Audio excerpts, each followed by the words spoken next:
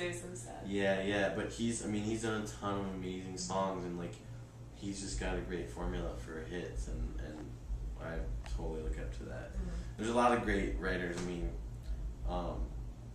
this dude, Jess Cates, he works on stuff from like Nick Lachey to like Tim McGraw, you know, like, and that's the cool thing about being a songwriter is like you're not limited to just one genre. Like being in a band, it's like all time low. Like they can't, you know, write a country song and put that out. Like they have to just do, you know, pop punk songs. But as a songwriter, like you can write for a band like All Time Low, but then you could also write for like Taylor Swift or like, you know, you can go across the board, and that is really fascinating to me. So those are definitely my idols. Would be like big songwriters, like Dr. Luke, Cara Diagardi, Jess Cates.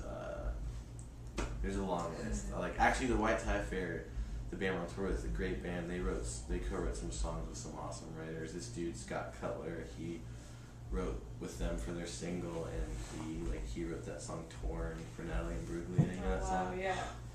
Yes. Yeah. Wow. So I would say those are my idols. Would be those big songwriters. And we're all, I think the whole band is definitely like inspired by guys like that. So what was the inspiration between the songs So Obvious? Obvious. That was the last song we wrote. Well, actually, when we worked with Tommy, the first time we went in, we went in with him twice. The first time we did 5 songs, and Obvious was the last of those 5, and Ryan just had this line, like, I love this line, like, it's obvious my heart beats for you, and we all really like to, like we're trying to make our music just very honest, you know, and that line just kind of, like, encompassed, like, the sensitive boys that we are, so we used that and kind of built a song around it, and I had a girlfriend at the time that a lot of the songs were loosely based on. Her name was Allie. The song "Hey Allie" is about her too. But we had like she lived in LA and I lived in Orange County, which isn't really that far. But she called our relationship long distance. And I mean, traffic on the PCH. It was kind of a joke, but part of that was about like, you know, being away from someone and not being able to spend time with them, but you really cared about them and you want to be with them, and you're just kind of like separated by distance, time, age, whatever it is. So we were kind of like, well, a lot of people can relate to that, I'm sure. So it's just kind of about, you know, really caring about someone and not being able to be around them all the time. But if you want it enough, you care about it enough, you know, you can get through, get past all that. So it's a love song. Yeah. What can I say? Nice. What's your favorite song to play live? I really like a new song that we have in the set. It's called Unstoppable. It's going to be on our record when we release it. It's just fun. It's got a good beat. It makes people want to dance. I notice it when we play. And I like that. I like watching people's reaction and seeing what people react to. And you know, I don't know. There's really only 3 things you can write a good song about. It's falling in love, breaking up, or dancing. There you go. Yeah, I see it. So. Nice. A dance song in our set is definitely a good one. So do you ever get tired of playing the same songs over and over? Is it different when it's like your own song? Like you just never get tired of playing your own song? No, I like it. I mean, it's really fun to be on stage and performing, and I love our songs. I'm very passionate about our music, so it's definitely pretty easy. The hard part is the difference. Like every night is a different city, a different venue. That's what's tough. Sometimes it's not always as consistent. Like you could have an amazing show in Philly and you're playing the same song the next day in New Jersey, but there's so many factors. Like it might feel different just because of the venue, or like if the sound's different.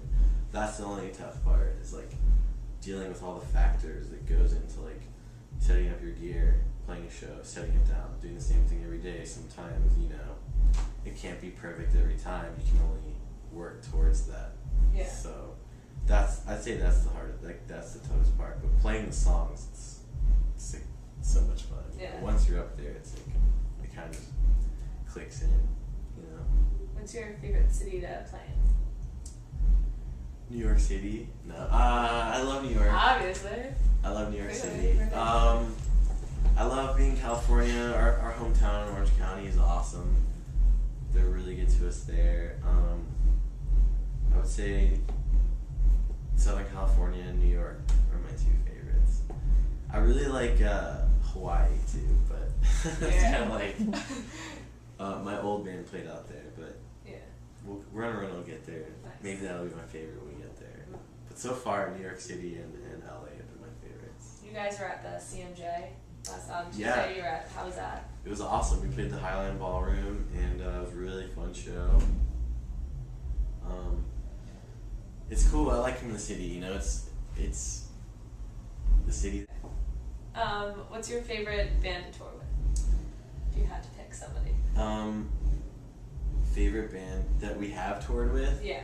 All Time Low. Just because we're so tight with those. They're like brothers. Like we've known them for a really long time, and they're just really nice Is that guys. a really good time? Yeah. I mean, they're like our little brothers. Zach calls me Big Bro. Aww. So it's cool. Those guys are awesome. Bands that we wanted, I would love to tour with Forever the Sickest Kids, Metro Station, Boys Like Girls. But even beyond that, like we would love to tour with like One Republic, Maroon 5. I think this sounds crazy. I think if Runner went on tour with Rascal Flatts, it would be awesome. Yeah. I think we would win over everyone because it's different, but you know, a good song is a good song. Yeah. Regardless of where you live or what kind of music you like. So what's it like when you see all those kids lined up outside the venue and you're like, it's who amazing. They here for? And some people say Runner, and you're like, I want to run down the line and just give everyone a high five and a hug. It's awesome. I love seeing people come out to shows, and it's even more amazing when I see them sing along to our songs. Especially since like we've never played this area. Like we played Bamboozle in May, but that was the first time we've really ever played New Jersey. You know, we've never played like School of Rock or any of those venues. So it's really cool to like have the chance to come go somewhere and have people know your music already. It's the coolest feeling. Did you ever have a moment where you felt like you've made it? Not yet. Not yet? Okay. I can't wait for that moment to come though. I want my goal. I have a couple of goals, and I really want to have a song on the radio. I think when that happens, I'll probably check myself and be like, wow, I'm getting really close. Yeah. So we'll get there. We'll get there. So what do you miss most about your home when you are on tour?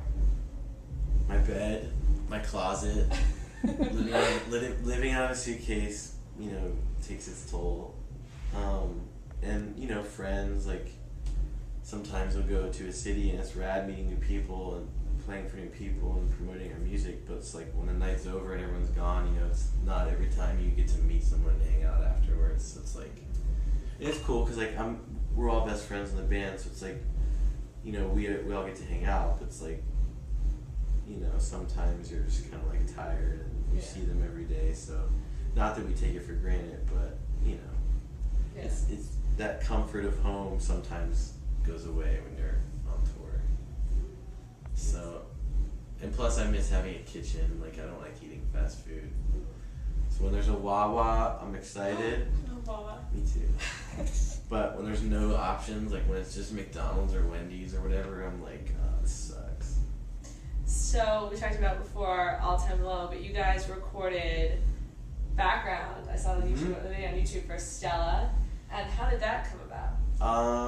We're really good friends with those guys, and they record in LA. We live in LA, and they, we're like, we need some gang vocals. It's like a popular thing for bands to have gang vocals on some of their songs. So we're kind of the go-to guys for them for anything. They called Ryan, our singer, to have him fill in for Zach when Zach had a wedding to go to. So like, those guys kind of just hit us up, when they need us for anything, which is cool. We actually, and I think part of it too is because we're like such a vocal band, like our music has a lot of harmonies and we're all singers, so a lot of bands like recognize that and they'll ask us for gang vocal. We've actually sang on a lot of records. Like who else did we sing on? We sang on the new All Time Low, we sang on the new Somerset. Oh wow. We sang on the new Pennywise.